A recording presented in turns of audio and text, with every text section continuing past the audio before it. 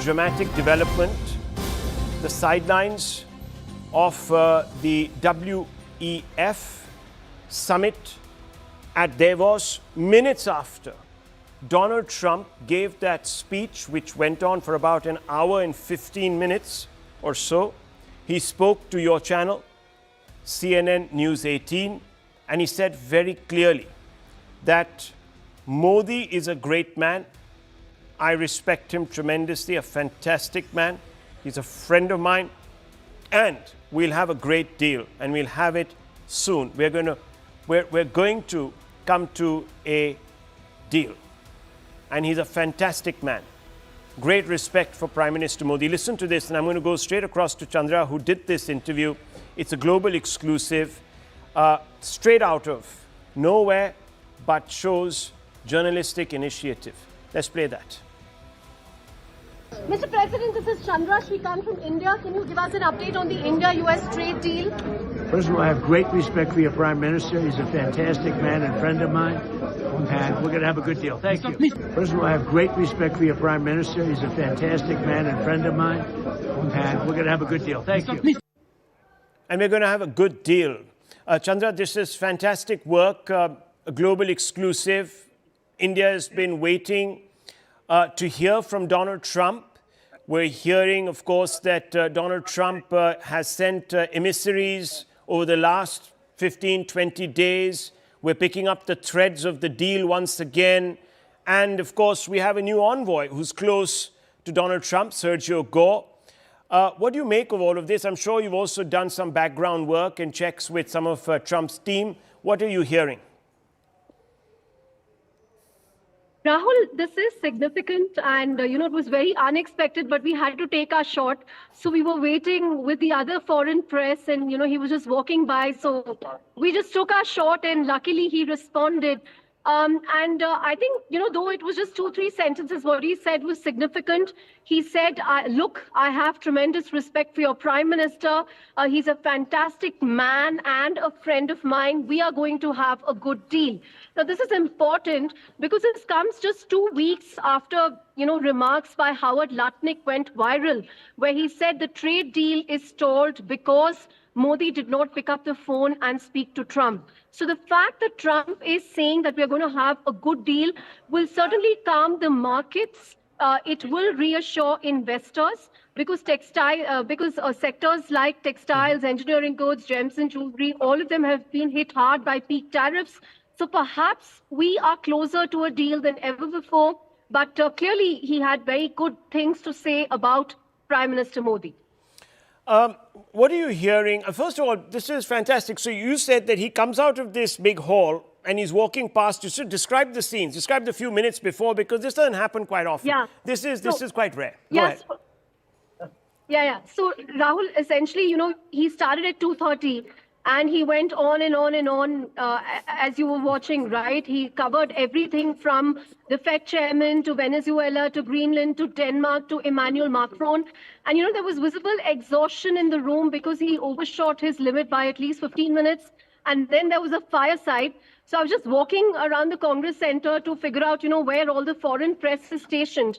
Because, in previous interactions, I've noticed that President Trump is pretty open to taking questions from the press. So I thought, why not, just take my shot? And luckily, there was no other Indian journalist there. It was just a crush of foreign press, countries from China, Norway. So I just sort of hustled my way into a corner. So we were told that when president exits, so the Norwegian journalist told me that typically when the president exits the main hall of the Congress Center, he will go up this grand staircase, that you see, because he likes a shot of himself on top of the grand staircase. So 3 of us positioned ourselves right at the corner of that grand staircase. And I knew that I would just have 5 seconds. So I had just one question to ask. And I ensured that I said from India so that, he stopped because it was a different press. Because as soon as he entered the room, there was a crush of reporters. Everyone went on Greenland, NATO, EU. So, it was all the European press. So just when he came to the balustrade, just as he was climbing the staircase, I just said, Mr. President from India. So then he just stopped and I asked him, can you give us an update on the Indo-US Yes. trade deal? Because, that's my question. We don't care about what's happening with Greenland and Denmark and Iran and so on. As far as India-US is concerned, it is a trade deal. Well, this is great, and this has been a massive exclusive here. So we've got a bit more information on what could come to pass very soon. Chandra, thank you very much. We're just going to play out this sequence once again and get a couple of reactions from some of our guests. It's an important story. Let's play this out once more. Mr. President, this is Chandra Shrikant from India. Can you give us an update on the India-US trade deal? First of all, I have great respect for your Prime Minister. He's a fantastic man and friend of mine, and we're going to have a good deal. Thank you. First of all, I have great respect for your Prime Minister. He's a fantastic man and friend of mine, and we're going to have a good deal. Thank you. Well, let's very quickly bring in some of our guests. Dr. Ranganathan is here with us. P.K. Basu is here with us. Tehseen Poonawalla, of course. The opposition has continually believed that Trump is short-shrifting India and, of course, is being disrespectful of the Prime Minister. But this doesn't seem to suggest that. There is obviously enduring, at some level, enduring respect. First of all, many congratulations to the network, to Chandra. This is definitely a global exclusive. Look, whatever domestic our politics is, we hope India succeeds. The president does seem to have a lot of respect for the Prime Minister. But look, the president says one thing, but the president... No, one second. Respect is earned. I'm sure. Remember yes, that. of So course it is. it's clear that if Prime Minister was like Shehbaz Sharif groveling, saying that I'll give you a Nobel Prize, sir, I'll recommend you, sir, please here, take my, gems and jewelry and That's true. this, that, the other. And the crypto deals. And the crypto deals, there would not have been this. I agree with you. Yeah. However, what experience has taught us with regards to Trump, President Trump says one thing, does another thing. So the proof of the pudding is in the eating. We can only taste the pie when it's served in front of us. The Indo-US trade deal we all hope happens, but it's gone through so much. We hope India succeeds, but this is a president who changes his word every time. But yes, there is personal camaraderie and his personal respect. Doctor, what does this tell you? No, first of all, congratulations to Chandra, who's a very dear friend, and to you and the entire channel. I think certainly this bite merited, a response. And I think two things out here. I agree with Tehseen. I mean, there is, as I said, I would trust Trump as much as I would trust Dracula at a blood donation camp. The fellow, you draw the curtains in the morning and you say, oh my God, what's Trump going to do today? But yes, the proof of the pudding is in the eating, but two things out here. One, this is a classic case of carrot and stick. He has done in the last almost 8-9 months absolutely nothing helpful towards us. In fact, he's antagonized us. He's antagonized our Prime Minister, whose patience, I must say, is worthy of applause. I mean, it's like testing your patience to the extreme, and you see what happened to Macron. I mean, he just cracked a couple of days ago. All that pent-up steam against Trump just came out. It's come out of the Canadian leader. It's come out of French leader. It's almost come out of, Lord, whatever his name is, Sir Starmer. I forget his surname, but whatever. The wax statue. That's right. Yeah. That's right. Yes. But it has stayed put inside Modi. I mean, this is almost ascetic level. Well, Modi is mature. He's a mature politician. He's statesman-like also. So, that I'm not surprised by. I mean, look at the stuff that is said about him by his rival, leader of the opposition, Rahul Gandhi. And I've never seen the Prime Minister spinning around and talking in the same terms. Are you slightly misinformed to Rahul Gandhi? I've never heard that. He's used language that is not worthy. I've never heard that. Jersey cow, Italian bachara. No, hang on. That was no, 1 second. That was in a context. Okay. Abuse comes from Rahul Gandhi without context. He begins every morning by using epithets against the Prime Minister without context. So I just wanted to finish one thing.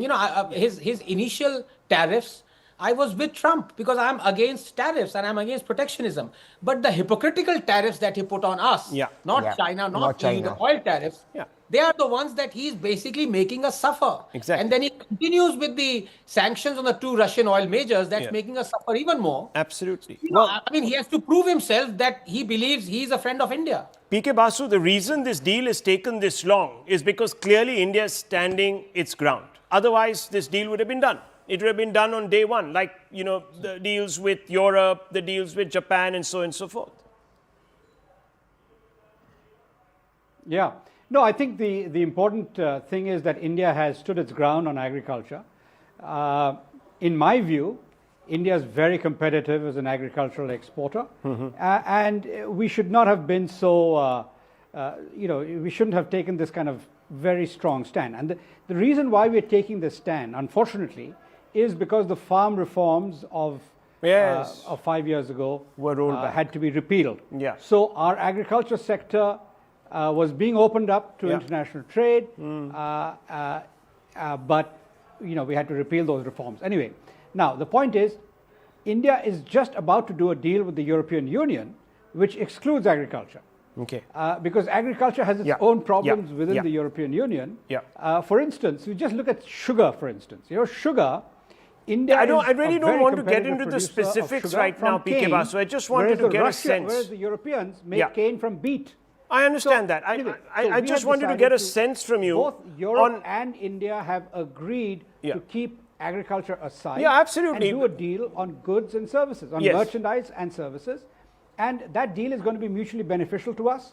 And hopefully it'll But we're not talking about the India-EU deal. We're talking about India-US. Yeah, but okay, just 1 second. I think he's missed the point. I think viewers, the point is not really about that. The point is that both sides have stuck to their guns. Now, you can't fault the US, you can't fault India. And therefore, viewers, we have this war of attrition where Trump seemingly only has platitudinous sound bites to make when confronted by the Indian media or when asked about the trade deal. Exactly. So there is this issue. There is this issue. It's not going to go away. Don't think that the deal is imminent. But the very fact that these two individuals, or at least Trump, continues to hold the Prime Minister in high esteem, speaks about it publicly, shows that Modi has earned his respect, which is saying a lot in today's world, viewers. I just need to move this conversation along because, as you know,